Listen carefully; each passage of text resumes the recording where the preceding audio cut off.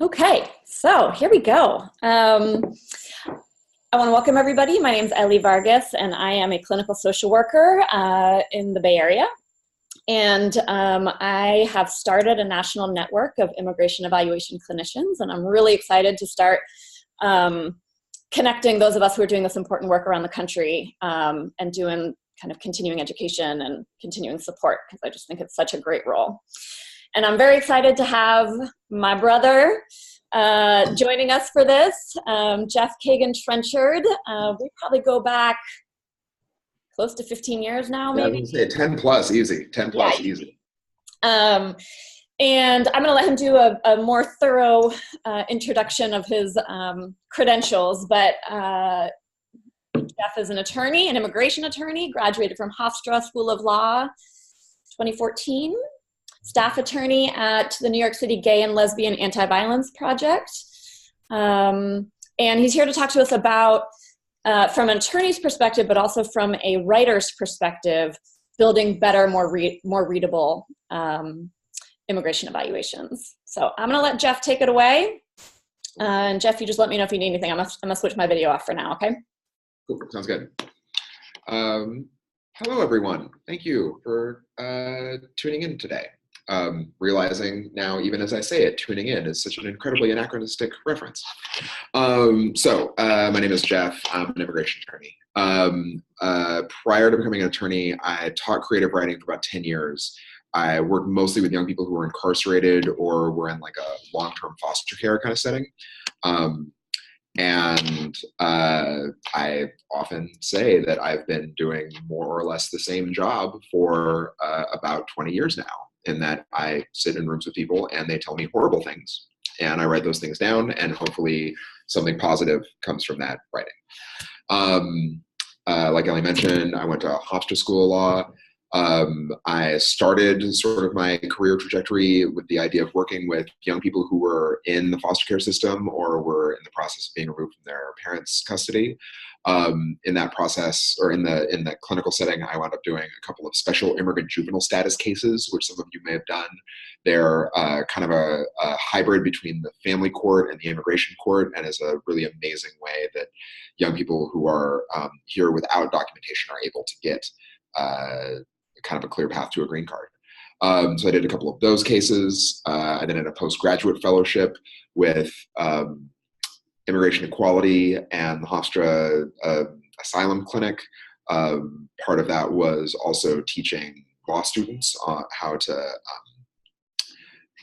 interview technique, affidavit writing, and just sort of like a lot of the skills that aren't really emphasized too much in traditional law pedagogy. After that, I did another fellowship, and I was in a solo practice for a while. I do a lot of work with the New Sanctuary Coalition. We run a free legal clinic in New York City. I've represented folks who are living in sanctuary, and then now I work for the New York City Gay and Lesbian Anti-Violence Project. Pretty much all of my work is working with LGBTQ asylum seekers. I do a little bit of work around Violence of Women Act claims, and a little bit of stuff around orders of protection, intimate partner violence, those sorts of things. Super fun at cocktail parties, really cheery individual. But I have a lot of thoughts on how to make the kinds of incredibly valuable evaluations that you are writing even more effective. Ellie and I have been talking about sort of this concept, and I do CLEs, continuing legal education for attorneys, on how to write better affidavits and declarations for their clients, as well as how to interview and things like that. And so that's sort of what got this idea started. I decided to do a kind of like Brene Brown research methodology for this. I'll get into that later. Let me just keep going. Okay, so hold on. All right, there we go. Okay, so yeah, here is my agenda for today. It's broken up into some pretty simple chunks. It's things that you should do, things that you should not do, and better ways to do the things you already do. All right, cool. All right, so yeah, so learning objectives. I'm hoping that after the end of this, it's easier for you to identify key features of effective evidence, of effective evaluations. And it's easier for you to identify potential statements or omissions that could be used against your client. So, you know, I mean, I know all of everyone taking this webinar has some level of fluency or plans on having. So this is more of like I imagine this very much like a tune-up kind of situation. But if there are things that I'm talking about where you are totally unfamiliar with what's going on, please feel free to ask in the comment box or follow up, and we'll continue. And then, yeah, and then just some, I'm hoping to help you create some practices that can improve any writing project. And yeah, that's the plan I have for today. All right, this is a quote. I'm big on quotes. That I feel like is just really good to keep in front of mind when doing this work. This is a quote from a former Supreme Court justice that I liked a lot about how, yeah, the constitutional level where they work, 90% of any decision is emotional. The rational part of us supplies the reasons supporting our predilections. I think that this is completely true at every single level of the legal system. It is just human beings that are making these decisions, and they are affected by written material as any other human being.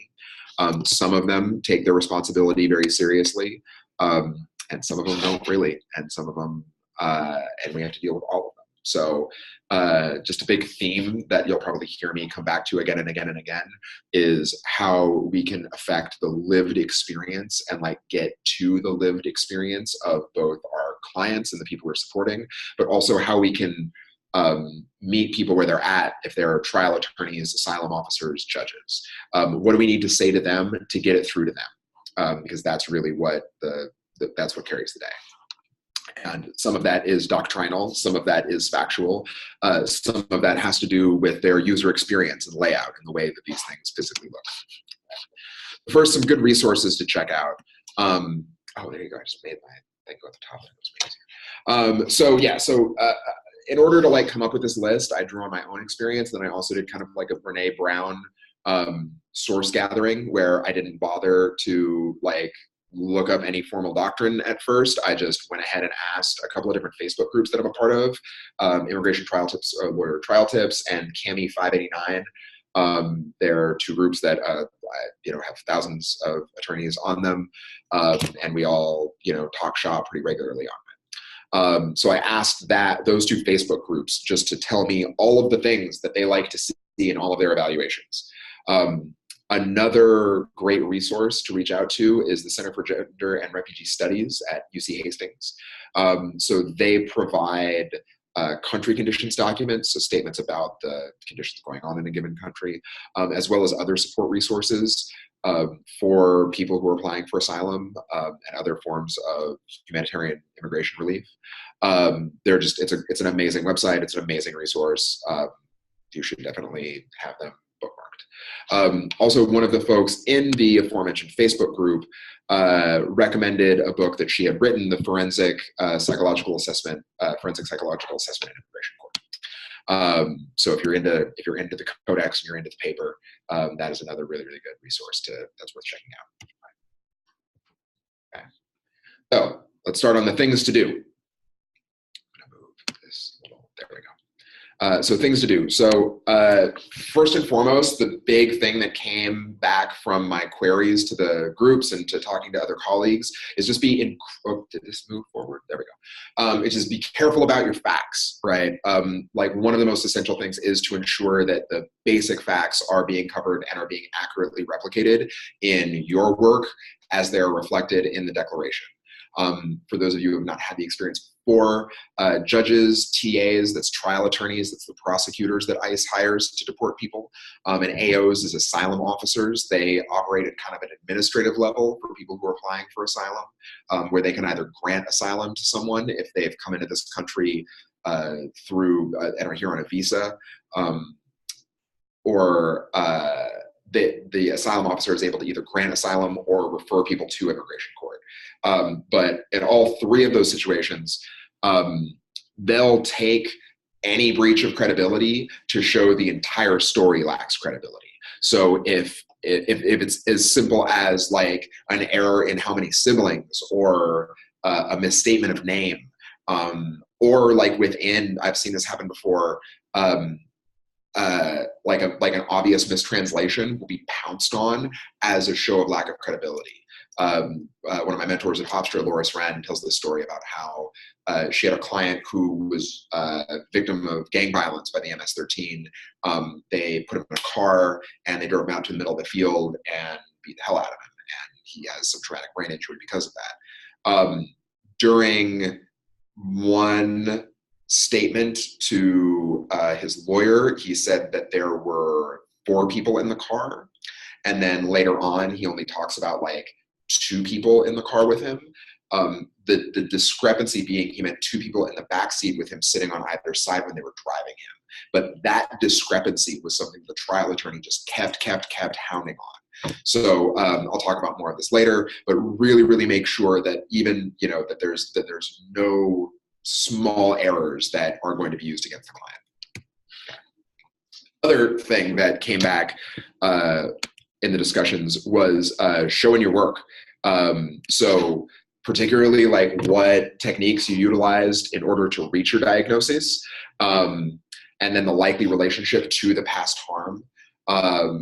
Also, the physical and psychological responses during the interview are really, really visceral and really evocative for the finder of fact.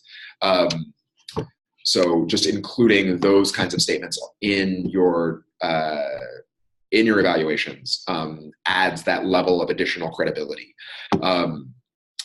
Also, the more clinical and neutral, the better in terms of the tone. Understandably, I think I would presume that everyone doing this work is doing so because they recognize the tremendous humanitarian need for it. But if that political vision comes through, then the trial attorney, asylum officer, judge will discredit your evaluation. They'll think that you're just being an advocate and not lend your declaration nearly as much credibility.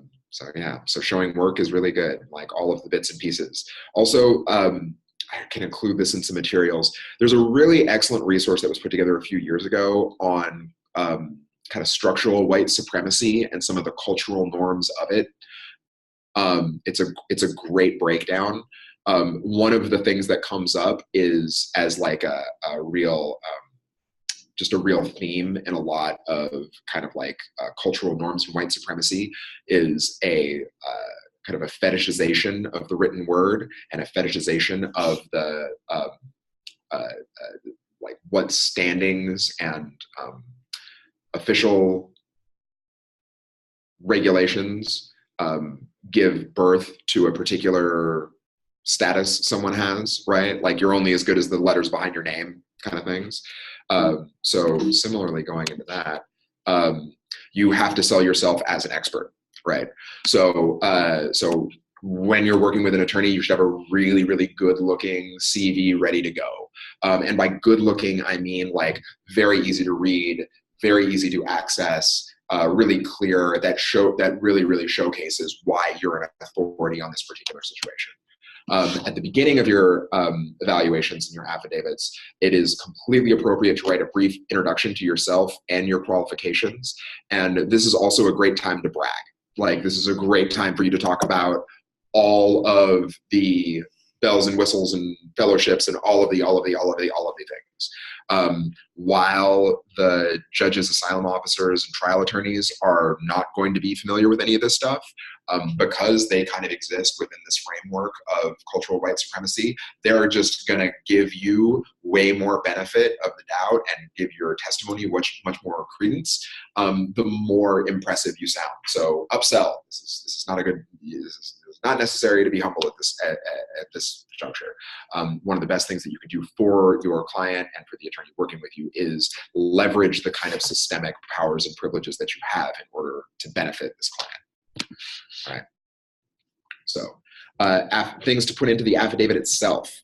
The number and the length of the sessions that you met with the client is really good. Again, it speaks to validity. It also is going to create a lot of those opportunities for you to break out like At these initial sessions, client was very cagey and would not disclose very much. By the time we got to the later sessions, they were able to like cry and mourn. And it also helps sort of lay the groundwork for when this client gives testimony, if that's clinically what's coming up for them, that that like their response sometimes to talking about their trauma is to like laugh nervously, right? Like it lays the context. Lots of trial attorneys will make believe, and asylum officers will make believe that they have some sort of understanding of trauma because they took a whole 2-week course on it. That's not true. They usually only take an hour or 2 course on it. But it's, sorry, my office is going to do that periodically. But you have the opportunity to kind of cut them off the pass and like flag like, oh no, like my client's affect is just very, very deadpan when they discuss their torture. That's just how the trauma is showing up for them. Another thing that I think was really highlighted in some of the responses that I got is ways that the PTSD affects the client's everyday life. And the way that those can relate, like drawing those back to that client's lived experience. So client experiences panic attacks, is good. Client experiences panic attacks 3 to 5 times a week, better. Client experiences panic attacks 3 to 5 times a week when they're trying to do simple tasks such as take the subway train or even go to the grocery store.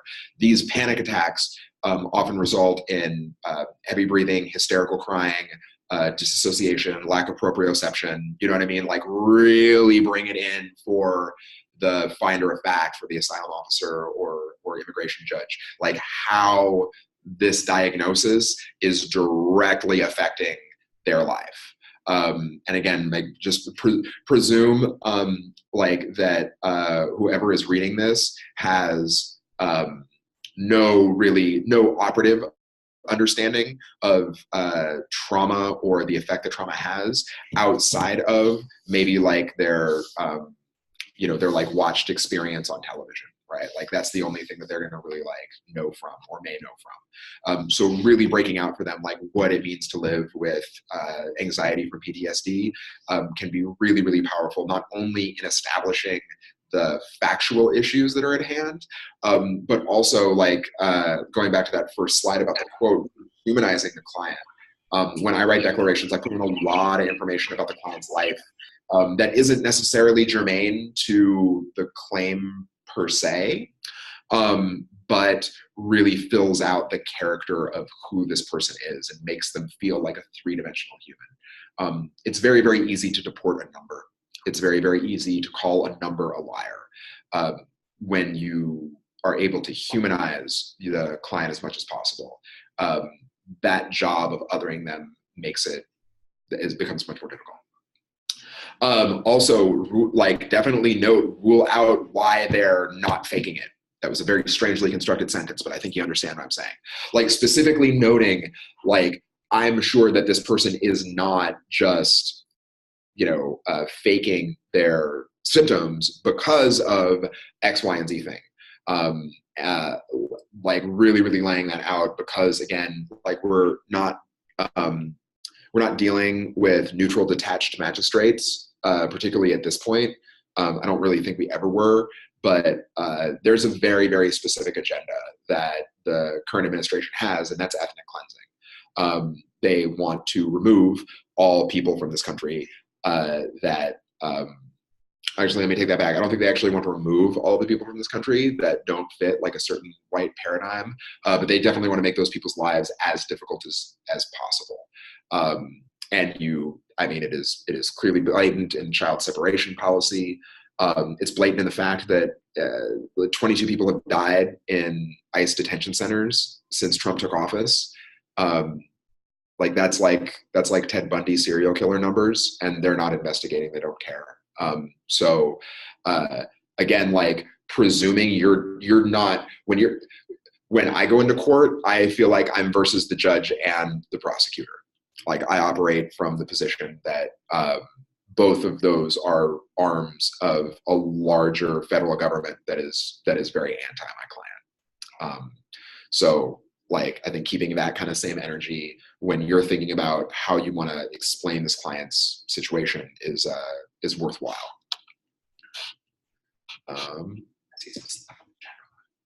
Should we, okay, questions, got it. Cool.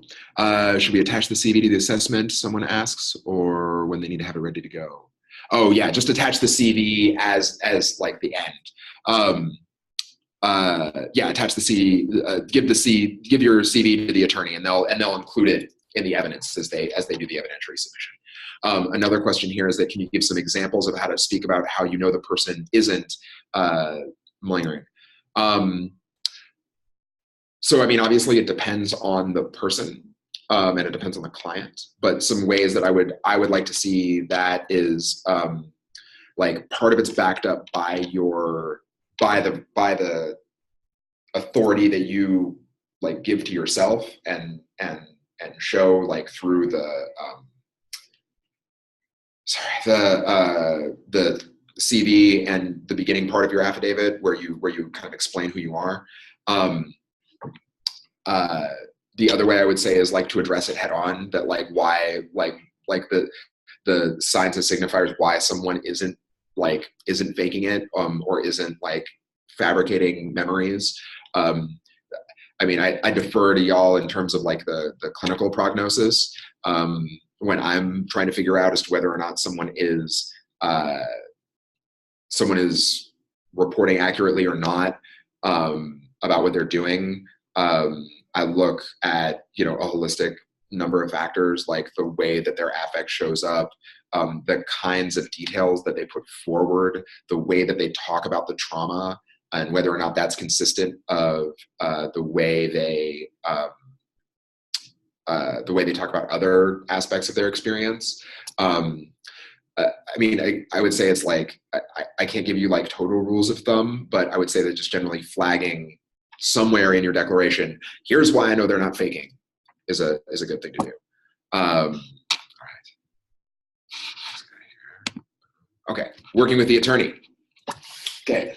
I really recommend establishing the preferred methods of communication and what like the expectations are around that method of communication.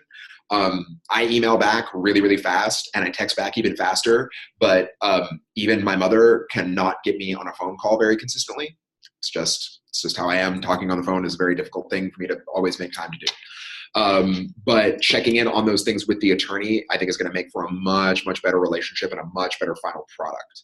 Obviously, let the attorney review the affidavit and provide comment and see what other things they need, and being really, really clear about the timeline. So just an example from my life, a paralegal who I work with who is amazing put in my calendar that today a change of venue motion was due. It had like a one-day reminder on it, so I got it like Sunday with this like change of venue motion due for blank. And like could not stop the invasive thoughts of like, wait a minute, does that mean that it's due, like we need to mail it off, like it needs to be at the court by the state, or it needs to be mailed out by end of business day to be in the court tomorrow, or et cetera, et cetera, et cetera. You know, and that's just like within my own legal office. You know, these dates are bananas, like they come up very, very quickly, and they're set up in such a way that no one could ever possibly deal with them. So, you know, like just being extra sure that you're on the exact same page with the attorney as to when they need the final, and then working backwards from there. Yeah, like just figuring out like when's the due date, and then how much time are they going to need to review, and then, you know, what will you need to do on the notes, and just going out of your way to make sure that that's completely understood. All right. Okay. A couple of things for waivers. I don't know how many of you are doing hardship waiver cases, but this was an interesting thing that came up. So hardship waivers, 601 waivers are usually for folks that are in deportation proceedings, or for some reason they need to they have some sort of deficiency in their immigration status. They've overstayed on their visa, or there's some other reason why they would be forced to leave the United States before they could correct their immigration status. Waivers are the way that we kind of take care of those. So again, amazing mentor of mine, Loris Wren at the Hofstra Law School, had a great line about how it's good to think about immigration law as really being a law about the benefits that people give to citizens. And the only value that non-citizens have is in relation to other citizens, right?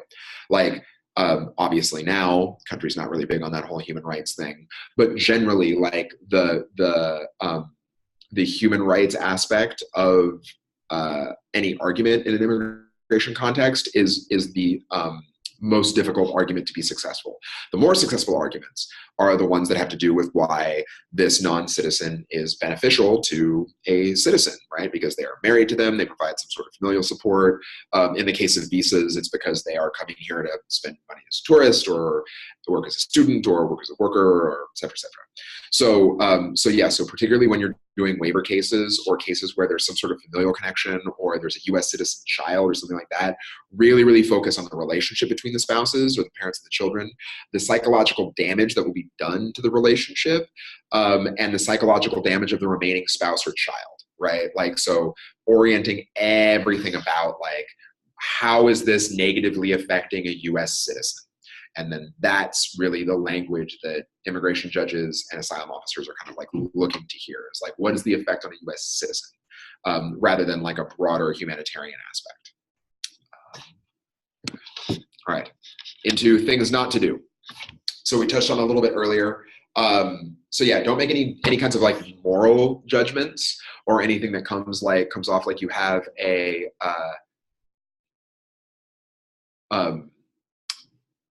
like you have some sort of dog in the fight ideologically. You know what I mean? It will wind up discrediting you and making it more difficult for the client it'll make it even more difficult for the attorney to be able to plead the case. Again, or kind of similarly, don't use legal terms of art. Don't use things like well-founded fear. Don't use things like extraordinary hardship. Don't use any language that touches on any of that. It winds up kind of angering judges and asylum officers because it feels as though that you as clinicians are overstepping your lines. So just, steer clear of anything that sounds legally cognizable. Don't use boilerplate. You know what I mean? Try and with the exception of your kind of mini prose curriculum vitae at the beginning, make sure you're not like kind of rehearsing the same things over and over again. Judges see a lot of the same declarations over and over again and statements over and over again, and it doesn't. When things don't look instantly prepared, they just look boilerplate. Don't discuss country conditions. Like, don't go into Central America is known for a proliferate, extensive amount of gang violence. Like, if you have to touch on it because it's germane to your client's situation, then obviously it's like germane. But generally, like, don't discuss the rampant homophobia that's like known generally. Like, just discuss the homophobia that like that person personally experienced, or the likelihood, or like the cultural effect that it had on them. Don't talk about the general country aspect. So this was interesting. So there was some disagreement about this, but I think that this take home was pretty good, which is don't recite all of the facts in the declaration unless it's completely relevant to the diagnosis. Like, don't do like a resubmission of all of that. Your work is going to be put together with a declaration along with a theory of the legal aspects of the case, and so it doesn't need to be there unless it really does need to be there because you're like referencing specific things. All right. Also, substance abuse history is not relevant. Don't discuss it. There's obviously a tremendous stigma always around people that use substances that are not, prescribed to them. And so, I would say steer clear of any aspect, just because it gets at it winds up getting into like a certain kind of like morality of an individual.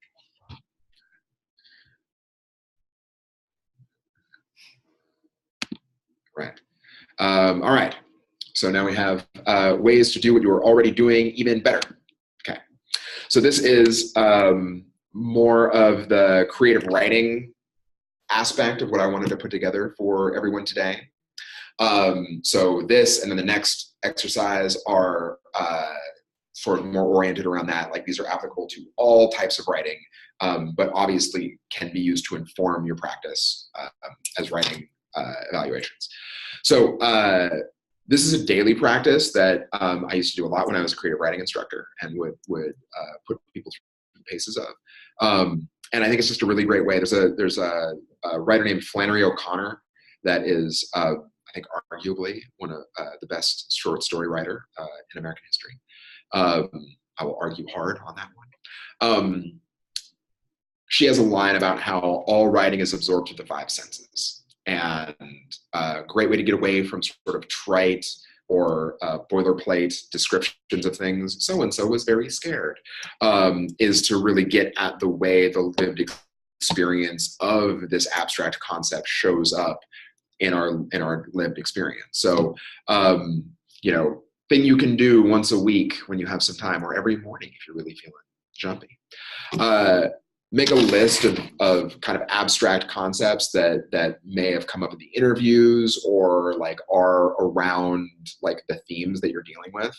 So like home is a very common theme, or like the sense of home. And then go through and try to describe home as you understand it using all five of your senses. So just a metaphor or a simile for each one. So, right, like home looks like a lit up window from the street.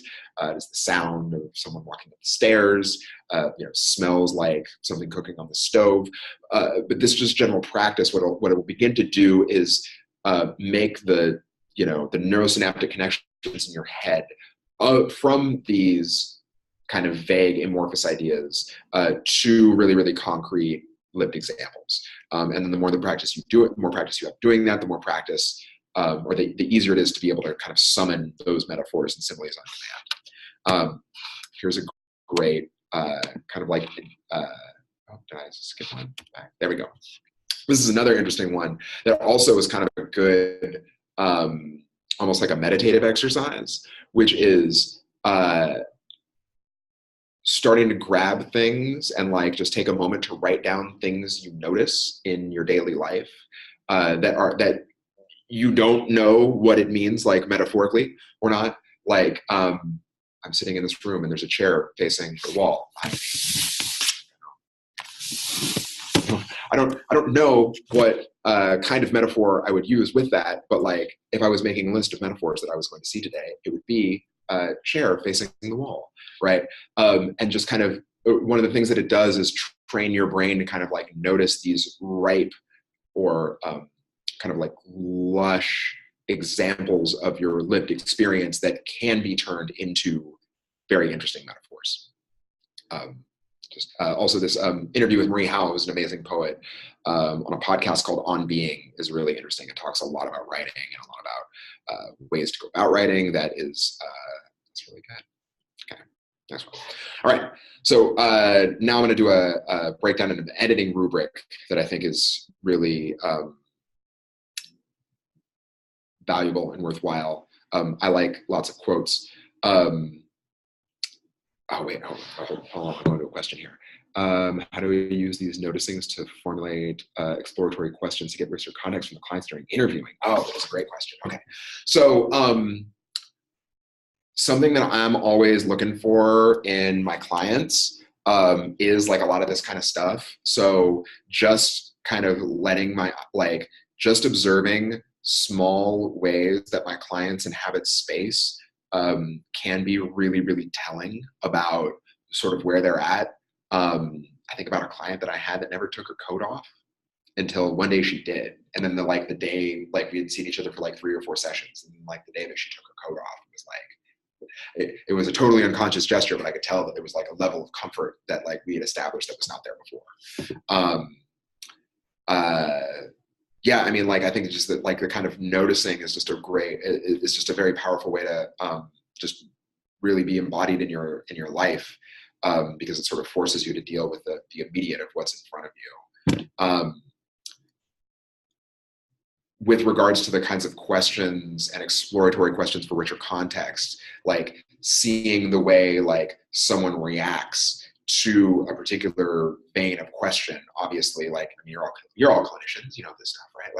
Like it can open up further veins of inquiry, like if when talking about like the time that my client was in nursing school and the way that he just like opened up tremendously to when he finally like got to be friends with all of the nurses, and like how different his posture was. His shoulders rolled back, his neck loosened a whole lot. Like I could, like there was a way that I understood just how much those relationships were meaningful. Even though, like in the case that I'm thinking of right now, his time in the nursing school is not really relevant to his asylum claim. But when I'm writing his declaration, I'm going to make sure to really include like the kinds of things and positive feelings and associations he had with that time when he was in nursing school, because it kind of fills him out a little bit more as a character. Does that make sense? I think so. It's been a very long couple of days for me. So I'm sorry if I'm a little bit rambly right now. It's also 1,010 degrees in the room that I'm in right now. I would say that you definitely can add these noticings and nonverbal affective observations to the report, right? Like these are the sorts of things that you, because of your clinical authority, you can draw the line. Oh, well, this person is doing this, and I think that that's because of this, right? And then you're describing, like, you're really showing that you actually like sat there and watched them in that interview, that this wasn't just, you know, that it wasn't just you like thinking about your shopping to-do list while they like sat there, and then and that like, that you're not that you're not like an affidavit mill. You know what I mean? Like that's what I think a lot of people who are kind of like on a very like anti-immigrant posture really think, is that they really think that like I do nothing with my time but make bullshit asylum applications, and y'all do nothing but just rubber stamp, you know, so-and-so is crazy, you have to give them asylum, right? Like that's I think their vision of what we do, very cynically. And if I could guess, I think that a lot of people who are kind of rubber stampy about their job just presume that everyone else is too. Sorry, someone says, I probably asked 20 times within a session the question, as you say that, what do you notice inside? Thoughts, feelings in your body. Absolutely, yeah. Noticing, like, yeah, getting them to verbalize and like describe what's happening for them and the feelings thereof, I think can be really powerful.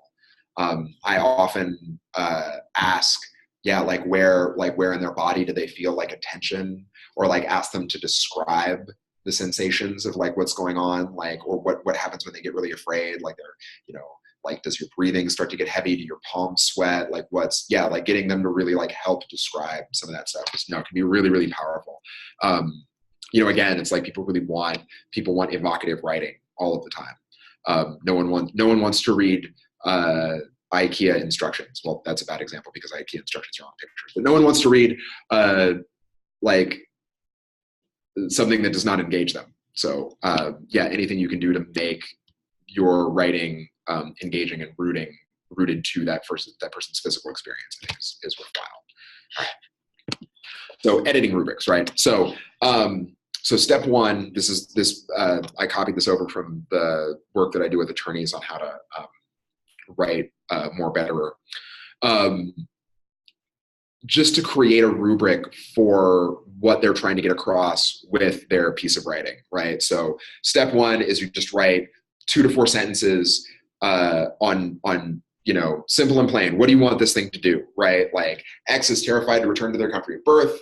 X is not lying about their sexuality. X truly regrets their criminal actions, right? Like, so when after you finish your first draft of your evaluation, just go through. So, right, like, so X is suffering, you know, very badly from post-traumatic stress disorder that shows up in X, Y, and Z way. X is not lying about this, and there is no way that they could possibly be lying about this.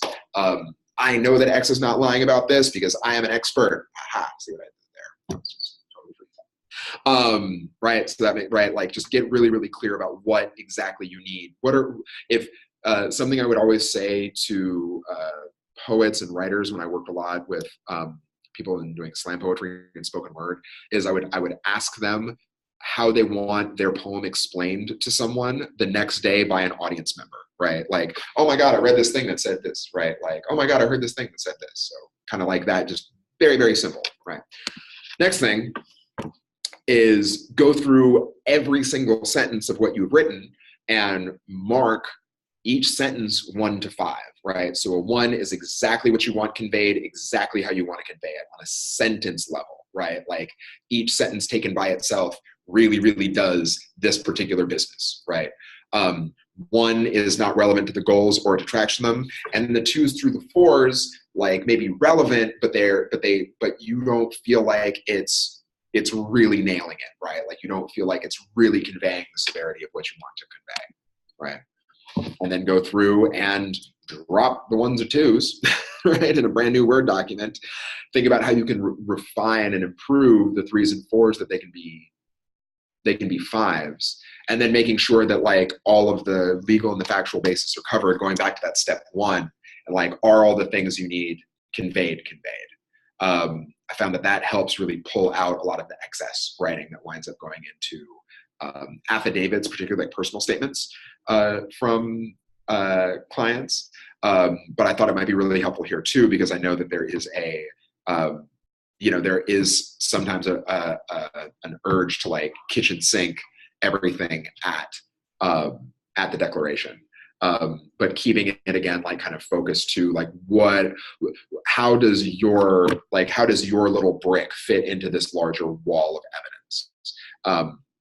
Realizing in this moment that that's probably not the best metaphor to be using with regards to immigration, but you get what I mean. Like what you're doing is a piece of a much larger presentation. So really being clear about what your piece is there to prove and how it's doing that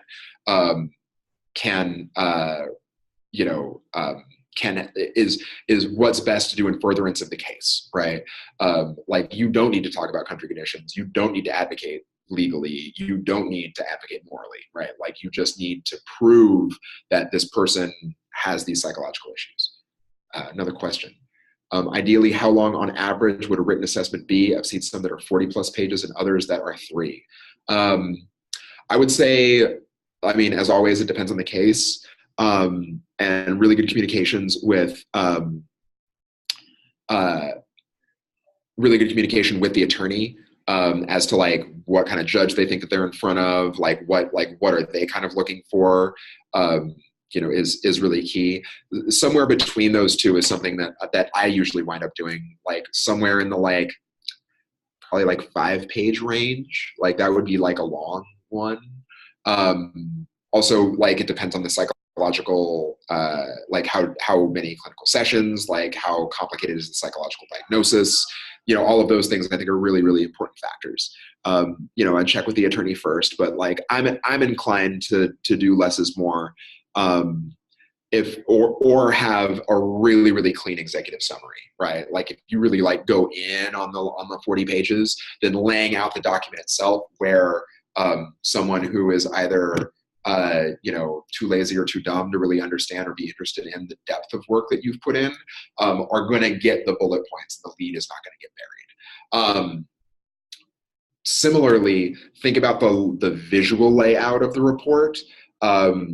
I should have put that together. I'll see if I can. I might be able to dig out like another report, or I'll dig out a redacted affidavit or something like that to see if I can share with y'all. I love subheadings. Like whenever I do declarations, the first person in the voice of my client, I'll always kind of break it up with like a subheading of like early childhood, you know what I mean? Like sexuality, sexual assaults, later life, like decision to leave, like breaking down those subheadings to just make it that much easier for the finder of fact, be that asylum officer or judge, to go to the relevant sections of what's going on. And I would, again, like work with the attorney to make sure that your statement kind of tracks a little bit the declaration that they're putting together for the client, right? So they're kind of like moving in like somewhat of a similar linear format, just again to like make this pill as easy as possible to swallow for whoever's making this final decision. Question about okay, no, that was the one I did. Okay, all right, next. Okay. This is another like fun one to do when you've gone through and like you're kind of in that editing process, which is like look at the real estate of what's happening on the page. So print everything up and tape them to your walls and go through, and for each of the things that are in step one, right? Each of your like terrified to return to country of birth, right? Or like, this person is legitimately terrified. This person is dealing with X, Y, and Z psychological issue. Here's how I know that, or whatever your kind of like 3 or 4 bullet points of what you really need to get conveyed are. Assign each of those a color, and then highlight each section on the paper declaration and print it out. Like printing is really key here, that you see the paper, because then you'll see the effect of like, oh, I'm spending a lot of time talking about my background, but I actually don't spend very much time at all with like the client, or, oh, well, I'm spending a lot of time talking about like the intricacies of the clients, of like my clinical diagnosis for the clients, but I'm not actually spending very much time talking about how much time we spent together, and like I'm leaving money on the table there because I saw this client once a week for 6 months, right? So, but when you're doing the scroll, right, when it's all on the computer screen, those kinds of things can get really, really lost. And printing it up and color coding which things are doing which things can really help illuminate for you what's lacking and what needs to be more. Okay, I got about 10 minutes left, so I'm just going to do some more questions. I have a question. What level of detail do you go into with respect to the psychological testing? So you want to, I mean, it's always a hard needle to thread, because you want to make it, you want to make it impressive but not jargony. If you have non-clinical people around you and like in your friend group, I would recommend having them read whatever you wrote and then try to explain it back to you. Again, like the people who are doing this fact finding, you should presume have absolutely no experience or interest in your discipline. So like whatever, I'd say level of detail is like variant depending on like the kind of psychological test you're doing, but clarity just needs to be high, and like explanation needs to be high. It needs to be really like, it needs to be cogent to someone that does not really understand any kind of level of nuance, right? Like this kind of therapy is done for this kind of reason, and this is what it does, right?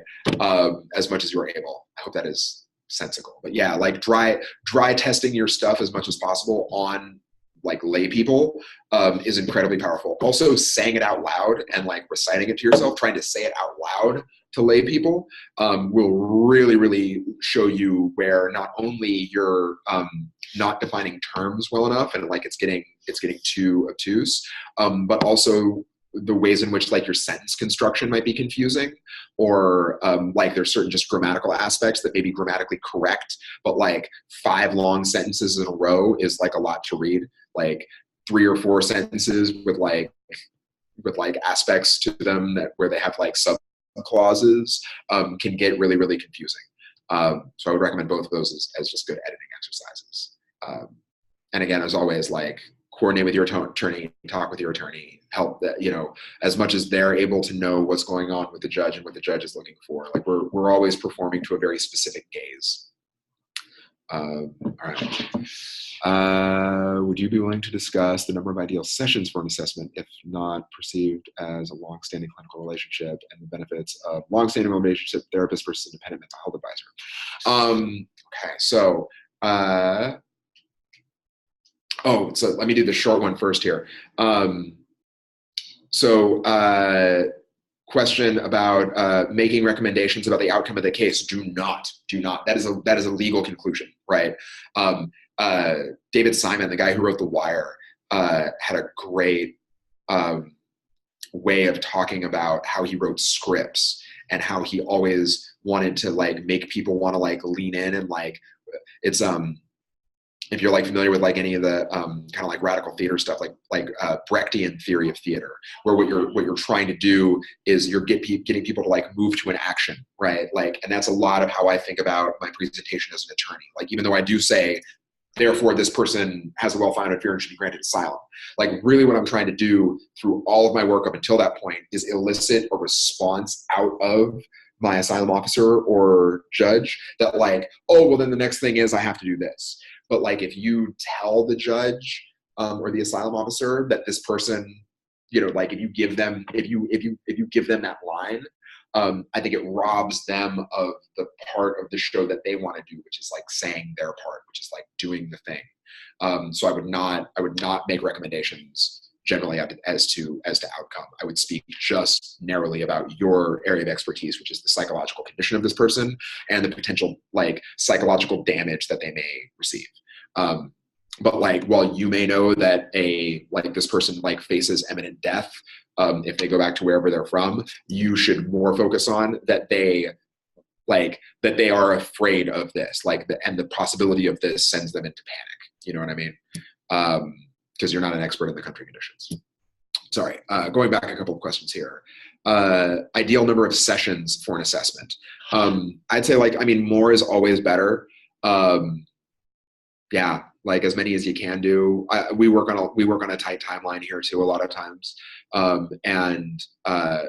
You know, like one is better than nothing, but more is better than one, I guess. Yeah, sorry, I can't be more helpful with that. Yeah, as many as you are really able to do to establish, like, again, like really what you're trying to do is establish authority, right?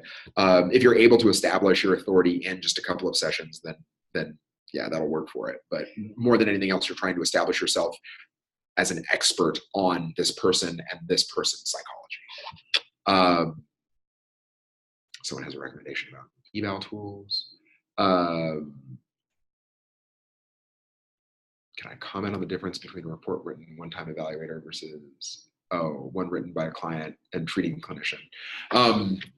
Yeah, I mean, like one-time evaluators. So like, again, sort of what we were talking about before, I usually use one-time evaluators for like very simple stuff, like establishing sexual orientation or things like that. Like I try not to get like too deep for like a one-time eval. Like I really prefer as many as possible, but understandably it's just not. If it's going to be a one-time evaluation, then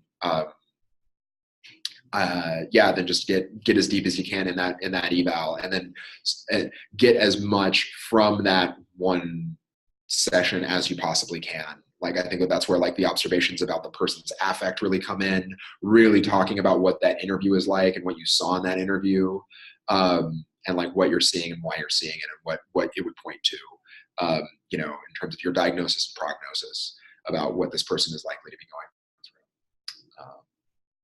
5 more minutes. Any other questions about anything that I covered? This was a very surreal experience for me. I'm much more like a live and in-person kind of person when I do this. I'm sorry if I was speaking very quickly. It's very strange just to say it to my own face.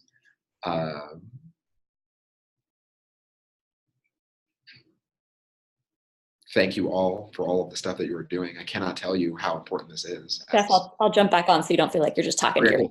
Thank you. There's lonely in this room. Although as I did that, there are another couple questions if you want to. Okay, boom. All right, cool.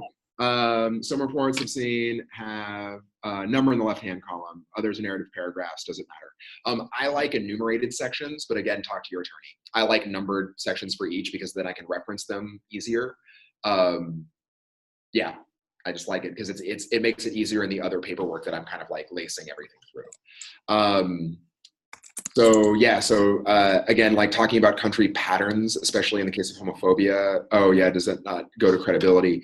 Yeah, it's more the lawyer's role to talk about the country conditions. Like you can talk about the homophobia that person specifically dealt with, as well as like the larger cultural homophobia that they dealt with, but not the cultural homophobia period, right? So like an example would be like, so yes, like my client grew up in, in Venezuela at X, Y, and Z time.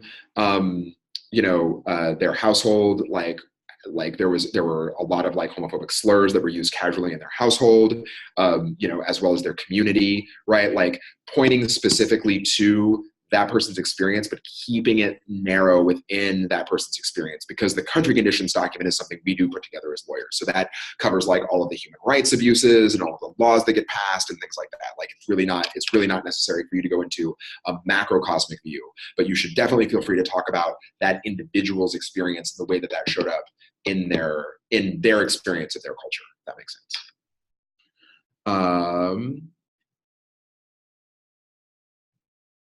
Oh, someone questioned about like evaluations reports or one-time evaluators are less biased than clinicians. That is a really interesting thought. It's something actually that I've heard quite a bit, that from attorneys, at least out here, I don't know how it is in New York, but that they don't actually want evaluation reports from the treating clinicians because they are viewed as quasi-advocate. Objective. Yeah, less objective. That makes sense. That makes a lot of sense. Mm-hmm. Yeah, I mean, it really, like, as an attorney, I very much see y'all as like hired guns, you know, that I'm soliciting in my plot and scheme. So yeah, I mean, that makes total sense. Again, like everything that I'm saying, you know, you should be, you know, yeah, like it's all like, you know, it's the Mike Tyson line is like, everybody's got a plan until they get punched in the face, right? Like, it's like all these things are great in theory until like, you know, you're up against a judge who does not like X, Y, or Z thing. That does make a lot of sense though, that a one-time eval might be good. I would only worry that if I only had a one-time eval that, yeah, like there would just be not enough there, or if, you know, if my client was just a cold fish on that one time, you know what I mean? Like if it's just not going to get, you know. I have a question. Oh. Hi. My question is, how often do you see requests for hardship versus asylum? Are asylum cases more common than hardship? I think it depends on what that lawyer's area of practice is. Most of what I do is asylum work, especially because I work almost exclusively with LGBTQ and HIV affected folks. Okay. Like a lot of the family issues are not like, it's just not my practice area.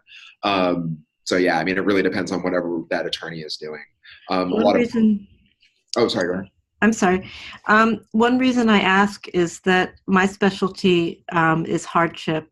I work with children, mm-hmm. and because I work with children, I really am kind of focused and passionate about hardship, and that's the reason I have that question. No, it totally makes sense. Yeah. From my perspective, my experience, it really depends on the firm that you're getting your referrals from. They're going to be focused on different things. And so, you know, if that's what you really want to do, and for some people, they really want to do the trauma evals, so then you cultivate relationships with the firms that's their specialty. We're pretty broad, the agency that I have here. And I would say our referrals are about 60 to 65% trauma evals. So asylum, U visas, and then the rest are hardship. But it really depends on who your referring attorneys are going to be. Mm-hmm. Does that sound fair, Geoff? Yeah, that sounds, yeah, it depends on the firm. I'm aware of your time. Yeah, I'm gonna wrap. Yeah. Can you get this last question? Do you feel like judges are specifically looking for your bias? Absolutely. Absolutely looking for bias. Yeah, no, they absolutely have an agenda. Yeah, that's what they're looking for. You know, as to where that bias shows up, as to how much we tip our hand, as to how much that shows, like that's the question. But no, there's a line by Lauren Nader. She's anthropology writer, anthropologist, anthropology professor at Cal Berkeley, or at least was in like 2000 when I sat in on one of her classes. But she had this line about how there's no word in the English language for the opposite of paranoia. There's no way to say that you're appropriately afraid of people actually out to get you. Mm-hmm. Right. And so that's all my clients, right? That's most people I know, right? Is like they're appropriately afraid of people actually out to get them. It is again, like you should not presume that the judge is a neutral, detached magistrate. You should presume that the judge has an agenda that is anti-immigrant. Some of them are not. Some of them, there are some judges that are honestly amazing people, and they're doing the absolute best they can with the system. But there's, you know, a lot of amazing Muhammad Ali quotes about like how much you should trust X, Y, and Z people. And I think it's sorry to interrupt you, but again, I'm aware of time. In a sentence or two, or however long you want to take, but any advice for clinicians to craft their reports or craft their clinical assessments in such a way to appear as less biased as possible? Sure. I'll send around, I can send it to you, Ellie, and you can send it around, but like, yeah, like some of the like it's a really interesting read to look at the white supremacist cultural norms. So like lean heavy on your professional validations, like lean heavy on like, no, I have all these letters behind my name. I say I'm unbiased, therefore I'm unbiased, right?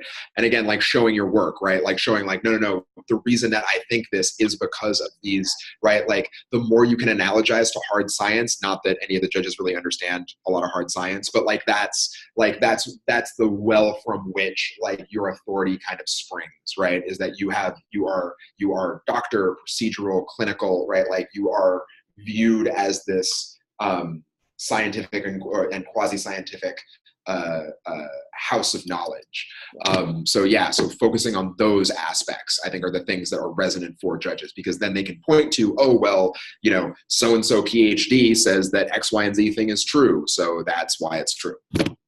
And I think for me, and then I think we do have to wrap up, but for me, I think the show your work is really, really powerful. So if a client is describing a symptom of some kind, I really try to flesh out, where does this show up in your life? Tell me what this looks like on a day-to-day basis. How does it look on a good day? How does it look on a bad day? And then you can really flush out, and it's very descriptive and it's objective, right? You're using the client's words, and well, and again, it gets under the fingernails of the finder of the fact too, right? Because like they take buses. Well, they probably don't take buses, but here they take subways. But like, you know what I mean? Like they live lives. They go to grocery stores, right? Like they do things.